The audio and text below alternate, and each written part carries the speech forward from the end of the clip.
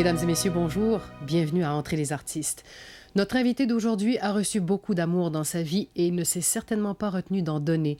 Elle a une énergie contagieuse et tout un sens de la persuasion. À preuve, elle est débarquée ici en pleine adolescence et a réussi, à peine un an plus tard, à convaincre presque toute sa famille de venir s'installer dans nos hivers. Quand on vient d'un pays de soleil, faut le faire. Toujours en pleine adolescence, elle s'est choisi un mari auquel elle est toujours fidèle 40 ans plus tard. Un mari pas ordinaire qui ne l'a pas empêché de se consacrer beaucoup à une carrière très bien remplie d'animatrice vedette à la télévision et d'auteur. Tout un revirement de situation d'ailleurs pour celle à qui sa mère avait interdit de suivre des cours de chant parce qu'elle ne voulait pas voir sa fille dans les journaux. C'est une personne qui parle beaucoup, qui s'amuse énormément dans la vie, mais sans jamais perdre de vue cet objectif qu'elle s'est fixé quand elle est entrée au couvent à 18 ans, celui d'aider les autres. Mesdames et messieurs, un être exceptionnel, Angiola Rizzardo, Ginetta pour ses proches, mais Sœur Angèle pour nous tous, est avec nous pour cette demi-heure. Sœur Angèle, bonjour. Bonjour, Marie-Claude. Sœur Angèle, vous êtes arrivée en ce monde dans une famille qui était déjà pas mal nombreuse. Je pense que vous êtes la septième enfant. 9 enfants. De 9. Comment on fait pour prendre sa place, pour avoir l'attention de la maman quand on arrive la septième? Quand on arrive à la septième dans une famille, il faut apprendre à se débrouiller très vite. Parce que quand on en a déjà 6 avant, et puis 2 autres après. Qui s'en viennent après. Qui s'en viennent après. À ce moment-là, tu prends une place, mais il faut venir adulte très rapidement. Surtout dans la situation dans laquelle je suis née. Oui, parce que vous êtes née et à peine 2 ou 3 ans plus tard, la guerre a éclaté. Oh, la même année. C'est le 38. Et la guerre a déclaré en 1939. Donc... mais ça commençait déjà en Italie en 1938. Alors, on parlait des guerres, on parlait de tout.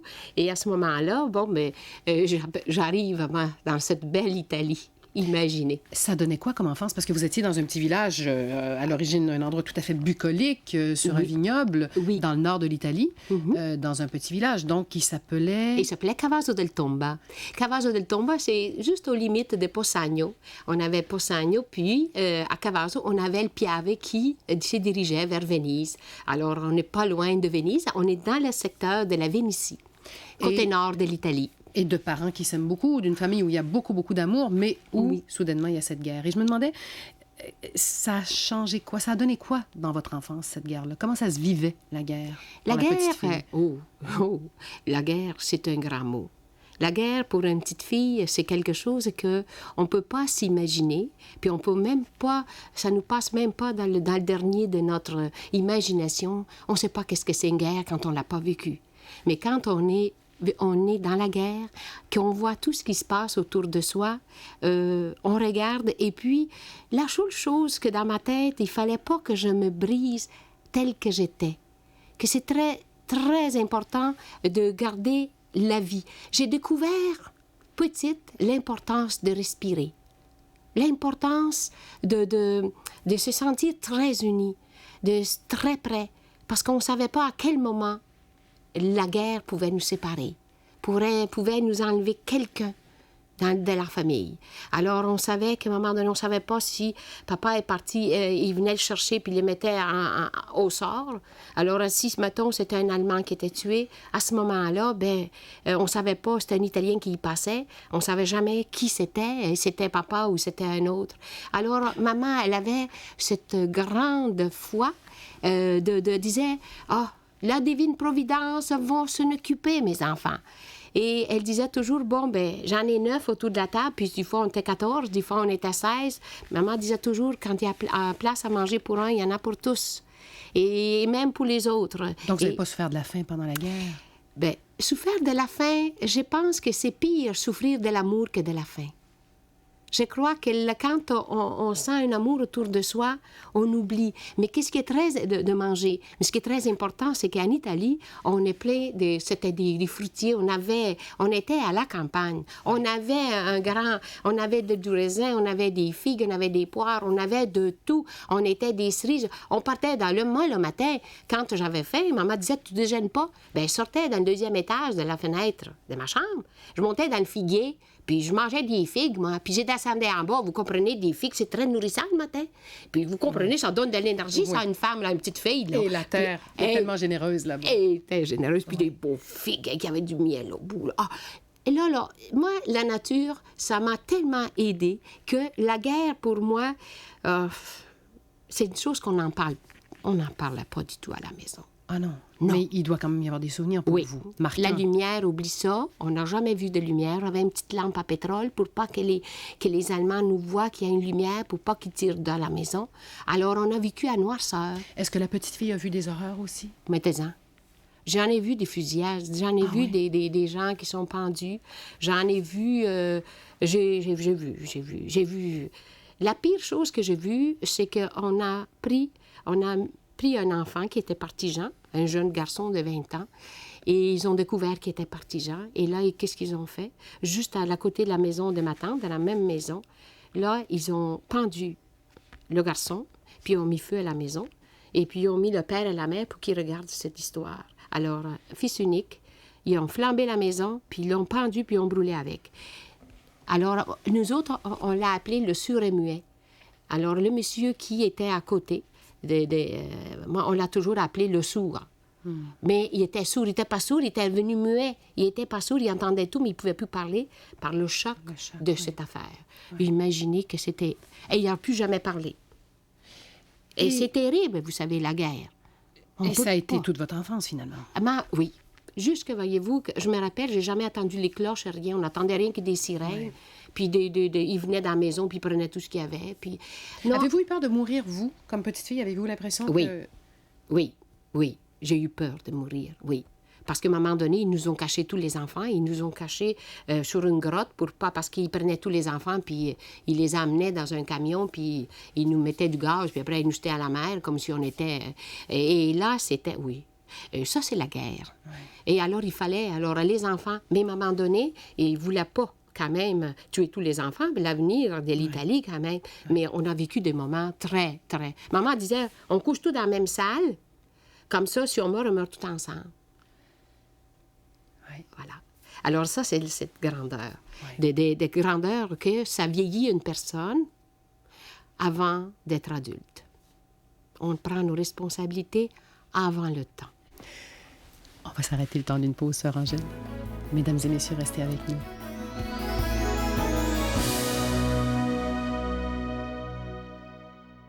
J'aimerais qu'on parle d'un épisode absolument délicieux, sœur Angèle.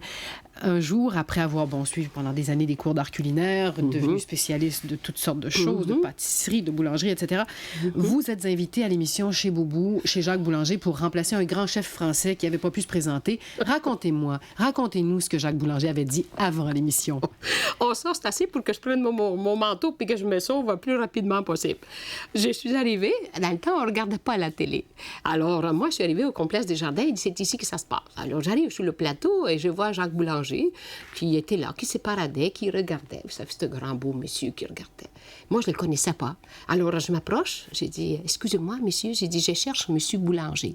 Ah, il dit, monsieur Boulanger, c'est moi, mais il dit, je cherche une sœur qui va venir faire une émission avec moi. Puis il dit, vous comprenez, il dit, ça va être plate.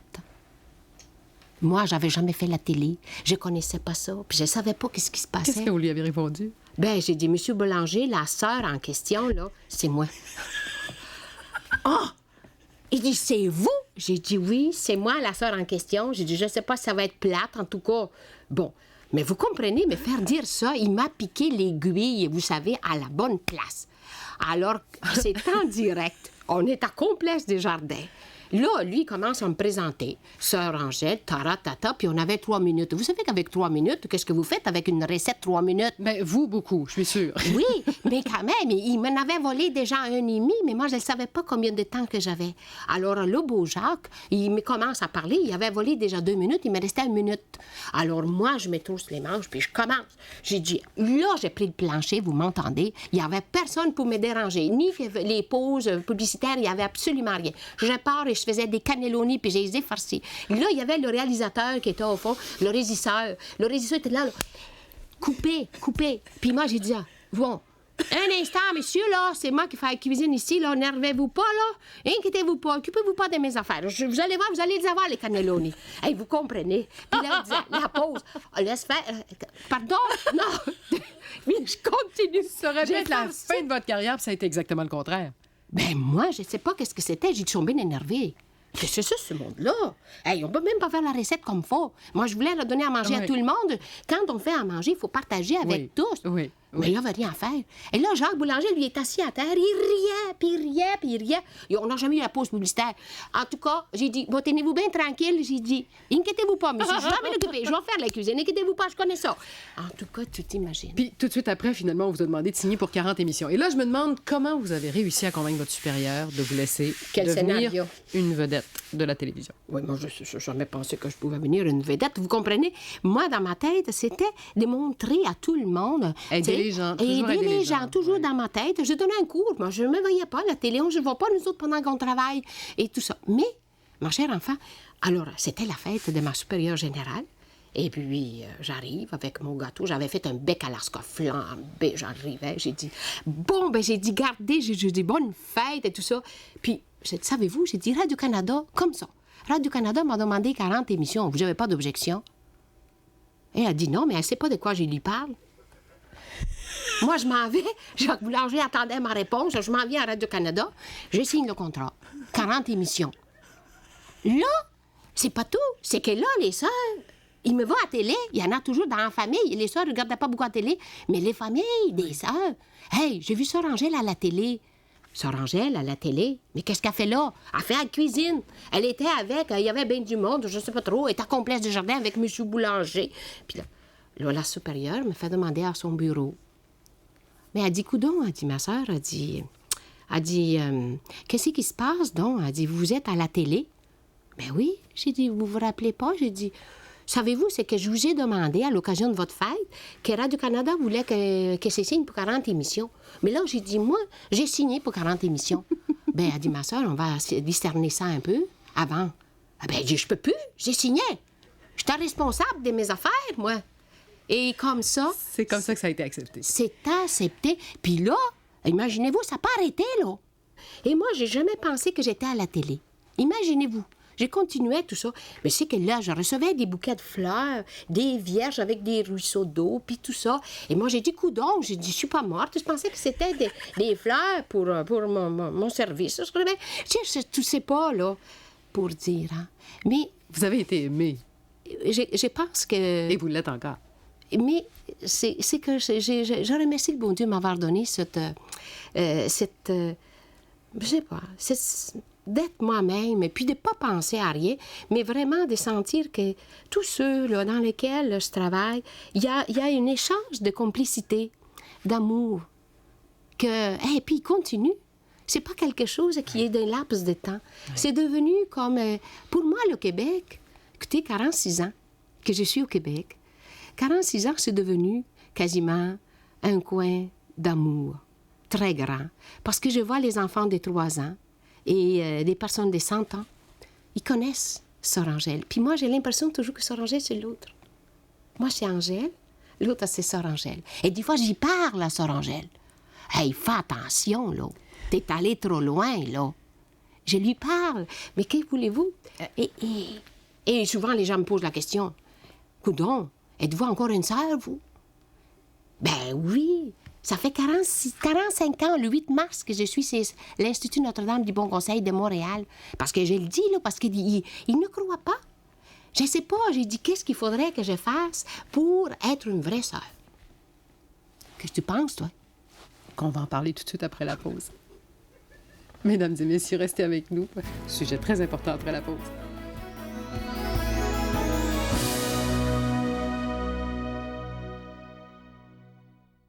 Comment faire pour avoir l'air d'une sœur? Mais Sœur Angèle, est-ce que vous vous sentez comme une sœur? Bien sûr.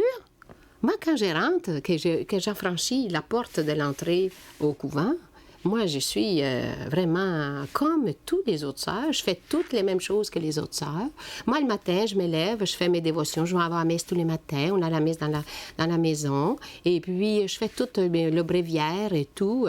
Oui. Ouais. Et je fais les mêmes choses comme tout le monde. Il n'y a pas de différence de rien. Je fais comme tous les autres sœurs. Mais quand, évidemment, je ne sais pas comment on aperçoit une sœur. Vous autres, c'est vous autres qui pouvez me donner la réponse. Moi, je le sais. Mais c'est les gens, c'est parce que je ne sais pas qu'est-ce qu'il faut faire. Il faut être sérieuse, peut-être. Peut-être que certaines personnes imaginent que les religieuses doivent être plus sérieuses, mais enfin, ça, ce sont seulement des perceptions. Sœur Angèle, Le doute fait partie de la condition humaine et je me demandais si ça vous est arrivé dans votre vie religieuse de douter. C'est franchement vous dire non. C'est incroyable. Vous êtes privilégié. Je crois que le Seigneur m'a donné une grâce énorme. C'est qu'il m'a tellement occupée. Tellement occupée. Peut-être lui me connaît bien plus que tout le monde. Il m'a tellement occupée à remplir la mission qu'il m'avait confiée que je n'ai pas eu le temps de me poser mille et une questions. Est-ce que je suis ici? Est-ce que je ne dois pas l'être? Moi, quand j'ai dit oui, c'était pour moi fait. Même si vous aviez que 18 ans. C'était comme si j'avais eu 25 ans, je n'aurais pas eu la même affaire. Vous avez choisi celui que vous appelez votre mari. Oui, Jésus-Christ, que je l'appelle mon mari parce que, justement, c'est lui qui a le contrôle. Et puis, il me surveille partout, tu sais. Puis, tu sais, un mari ne peut pas te voir partout, mais lui, je le sais qu'il est partout. Sœur Angèle, il y a 4 ans, vous avez traversé une période assez difficile. Oui. Vous avez été très, très, très malade, embolie aux 2 poumons. Absolument. Vous avez failli y passer. Oui. Et vous avez dit à l'époque, ce que j'ai trouvé le plus difficile, c'est d'accepter l'aide des autres. Mais vous passez votre vie à aider les autres. Pourquoi ça serait difficile de recevoir l'aide? Mais vous savez comment c'est difficile? C'est très difficile à recevoir des autres qui nous aident. Pourquoi? Je ne sais pas. Je pense que dans l'être humain, on est indépendant de soi-même. On veut se suffire à soi-même. On ne veut pas déranger. Voyez-vous, moi, je ne voulais pas déranger. Je savais que tout le monde était bien occupé. Puis, je ne veux pas déranger.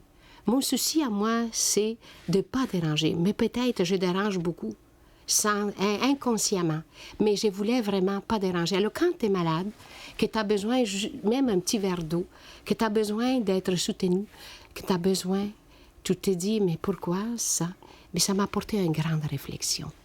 Ça a été le moment, un tremplin dans ma vie où je peux comprendre bien des gens que, justement, ils voulaient se suffire à eux-mêmes, mais qu'avec la présence humaine, la présence d'un autre, ça aide beaucoup et ça nous aide à passer à travers.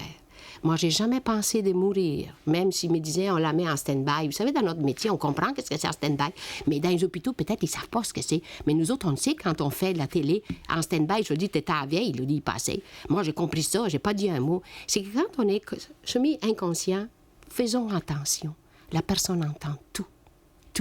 Oui, alors, c'est vrai. profitons-en de parler d'amour dans ce temps-là, pas lui dire on la met en stand-by. Et ça m'a apporté une grande réflexion en me disant, tu vois, c'est que si ma vie est accomplie, je m'en vais de l'autre côté, mais dans une paix. Dans une paix, ma chère, j'ai jamais eu aucune réticence. Je me disais, vous acceptiez la mort. Oui. Ouais. Moi, je trouve que la mort, c'est la récompense de tout mon effort, de toute ma vie. Voyez ça comme un repos?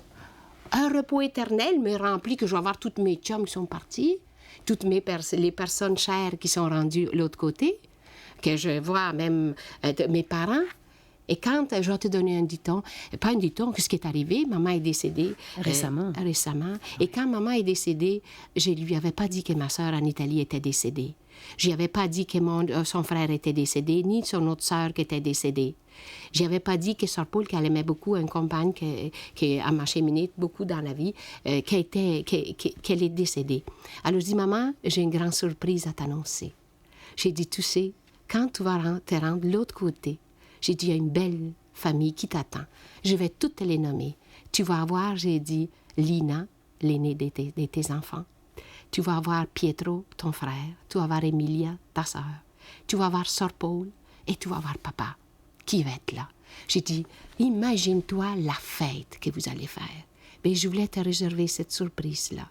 Mais moi, je voulais lui dire avant qu'elle parte. Parce que j'ai trouvé ça important qu'elle sache qu'ils sont partis. Et quand j'ai dit ça, elle m'a regardé des grands yeux. Et 20 minutes après, elle est partie les trouver. Donc, vous lui avez apporté la paix, finalement, de cette façon-là. Oui, mais elle m'a donné tellement la paix, maman. À un moment donné, j'ai senti une paix intérieure tellement grande que je me suis dit, c'est extraordinaire. Et le jour de son service, j'étais dans la salle ou à la communauté et j'ai un grillage dans ma fenêtre. Et à un moment donné, maman, elle avait beaucoup d'oiseaux à la maison. Elle aimait beaucoup, beaucoup les oiseaux. Et dans la fin de l'après-midi, Mais mon Dieu, une vingtaine d'oiseaux qui étaient tous sous le grillage et qui me chantaient. J'ai fait ça. Et tout à coup, ils sont partis. Et ils sont revenus. Et là, ils sont partis. Et je me suis dit, pour moi, c'est elle qui est venue à me dire, voilà, je suis libre maintenant. J'ai fait ce que j'ai le goût de faire. Je m'en vais où j'ai le goût d'aller. Et j'ai la grande liberté éternelle. C'est une grande sainte. Ouais. Une grande sainte, maman. Je vous dis que la vie, c'est quelque chose, quand on dit la grandeur de la vie, chaque jour qui passe, c'est un jour, un souvenir, et c'est pour ça qu'il faut vivre le moment présent, pleinement, et profiter de dire à ceux qui sont autour de nous qu'on les aime. Sœur Angèle, merci beaucoup. Ça en fait plaisir, Marie-Claude. Et voilà, mesdames et messieurs, qui m'a fait cette demi-heure en compagnie de Sœur Angèle. Une très belle demi-heure. J'espère que vous avez aimé. À très bientôt. Souvent, les gens me posent la question, « Coudon, êtes-vous encore une sœur, vous? » Ben oui, ça fait 45 ans, le 8 mars, que je suis l'Institut Notre-Dame du Bon Conseil de Montréal. Parce que je le dis, là, parce qu'il ne croit pas. Vous avez été aimé. Je remercie le bon Dieu de m'avoir donné